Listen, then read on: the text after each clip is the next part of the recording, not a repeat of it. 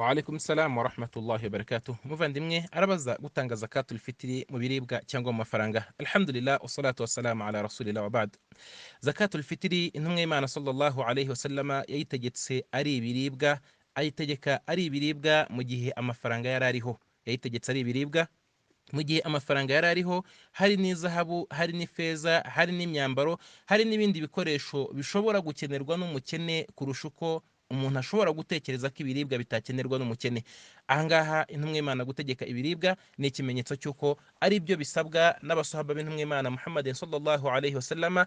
Imyaka urujya n'uruza bose batangaga ibiribwa, kabone n'ubwo hari mu bihe rimwe na rimwe hakenewe intwaro cyangwa se hakenewe amafaranga cyangwa hakenewe imyambaro cyangwa hakenewe n'ibindi, ariko hakoreshwaga ibiribwa nk'ikimenyetso cy'uko zakatul fitri ari ibiribwa, dore ko n'intego yayo ni ukugaburira umukene ku munsi w'irayidi, no kugira ngo ataza kwicwa n'inzara we n'abe mu rugo kubera ko batabonye icyo gusiburikiraho n'icyo kwidagaduraho muri biriya birori byo gusoza uyu munsi.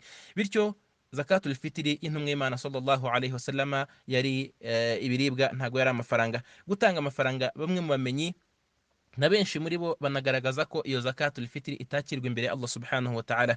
Bamwe mu bamenyi bagaragaza ko itakirwa imbere ya zakat ya Allah subhanahu wa ta'ala, ko iyo ugiye gukora ibada uyikora nk'uko Imana yayitegetse, n'uko yayigennye, n'uko intumwa y'Imana yayigishije, utayikora bigendanye n'ibitekerezo byawe. Ni nk'uko nguko umuntu agiye nko gutanga zaka y'ibihingwa akayitanga mu mafaranga, n'urugero iyi zaka ntago yakakirwa. Cyangwa se akaba afite zaka y'ubucuruzi, yajya kuyitanga akayitanga mu biribwa, nawe uyu nguyu ntago yakakirwa, kubera ko buri kintu Ubuyisilamu bwagennye uburyo gikorwamo, n'uko gitangwamo, n'uburyo gitunganywamo. Ariko icyitonderwa ni uko gushyiraho umuhagararizi ukamuha amafaranga kugira ngo aguhere umukene ibiribwa, ibingibi byo ntacyo bitwaye, biremewe muri Islam.